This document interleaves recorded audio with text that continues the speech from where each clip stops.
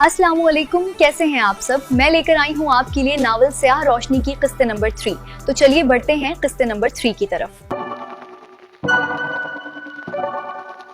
घर में जश्न का सा आलम था, रौनक थी, सब खुश थे सिवाय महरो के। वो बुरी तरह से थक चुकी थी, लेकिन अनकरीब उसके आराम करने का कोई इम्कान नहीं लग रहा था। वो दिन के आगाज से ही घर के कामों में मुसलसिल लगी हुई थी और थक्कन से चोर हो चुकी थी। अब उसे पता था कि मेहमानों की खातिर तवाज़ा चलेगी। वो बावर्ची खाने में उकताई हुई खड़ी थी और कोई चारा भी ना था, क्योंकि ममानी इस कदर पुरजोश थी कि उस वक्त वो कुछ और सुनने के लिए बिल्कुल भी तैयार ना थी, और उनकी मर्जी के खिलाफ जाने का मतलब अपने ही लिए मुसीबत खड़ी करने जैसा था।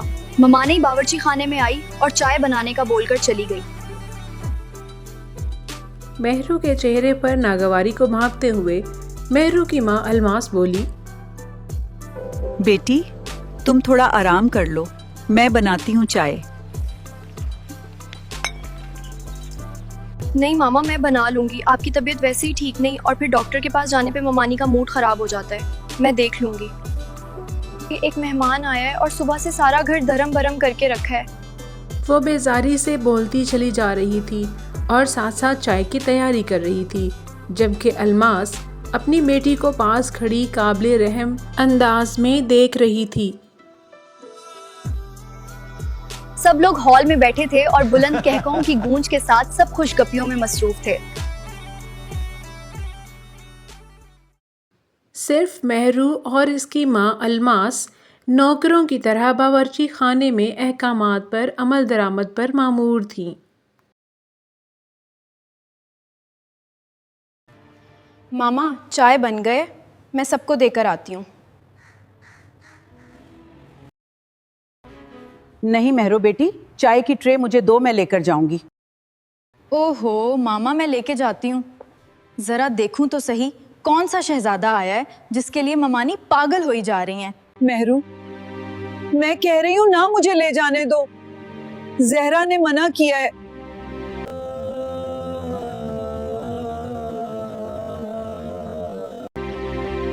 महरो, जहरा ने कहा है कि जब तक शहरयार यहाँ रुकेगा तुम उसके सामने नहीं जाओगी, ये बात याद रखना।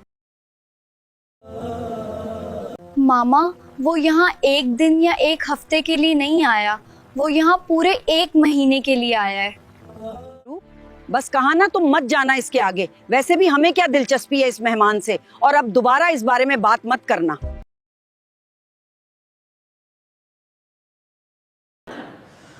तुम माँ बेटियां करके आ रही हो, इधर लाओ चाय। मामा, ये क्या चक्कर है, ये कैसी इनसिक्योरिटी है। हमें उनके मेहमान से बिल्कुल कोई दिलचस्पी नहीं है, और मैं मरी नहीं जा रही उनके मेहमान को देखने के लिए। भाड़ में जाएं ये सब। असल में जहरा चाहती है कि किसी तरह इस लड़के को शीशे में उतार के माया की उससे शादी हो जाए। जहरा और माया दोनों उसी चक्कर में हैं। हॉल में बहुत रौनक थी।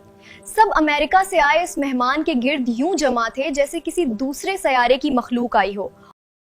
हॉल में जहरा, मंजूर साहब, हमाद, असद, माया और उनका मेहमान शहरयार मौजूद थे। माया का हर अंदाज, हर अदा शहरयार की तवज्जो की हसूली था, और क्यों ना होता।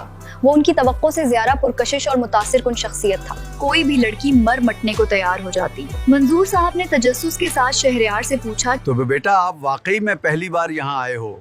जी अंकल, असल में इससे पहले मैं कभी अमेरिका से बाहर नहीं निकला। पर तुम उर्दू तो ऐसे बोलते हो जैसे तुम यहीं के रहने वाले हो।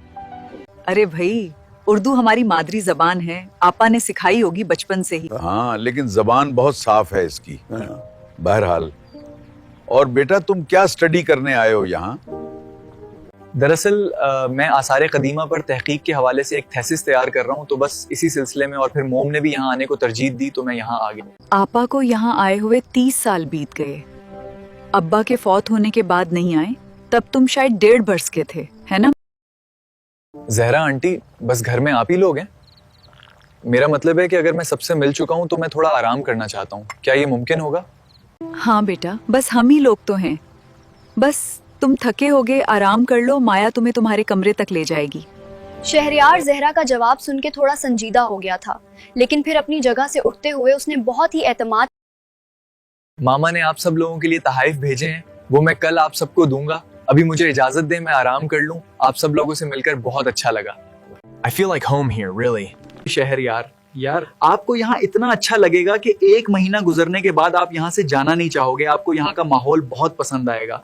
शहरयार ने अपनी जैकेट पकड़ते हुए असद की बात सुनी और उसे एक तंज की निगाह से देख के चल पड़ा, लेकिन असद ने इस बात को बिल्कुल नोटिस नहीं किया।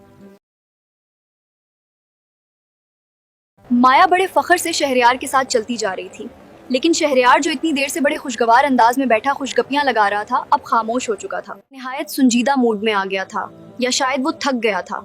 उसके चेहरे पर संजीदगी और रौब के मिले जुले आसार थे। इसके कमरे के पास पहुंचकर माया बोली, So this is your room, and if you need anything, just anything, you can tell me. I will always be there, and your luggage has already been shifted to your room. वो बड़े फख्र और अदा से अंग्रेजी में बात कर रही थी, लेकिन शहरयार उसी संजीदगी के आलम में सिर्फ एक लफ्ज शुक्रिया। बोल के कमरे में दाखिल हो गया और दाखिल होते ही दरवाजा बंद कर लिया।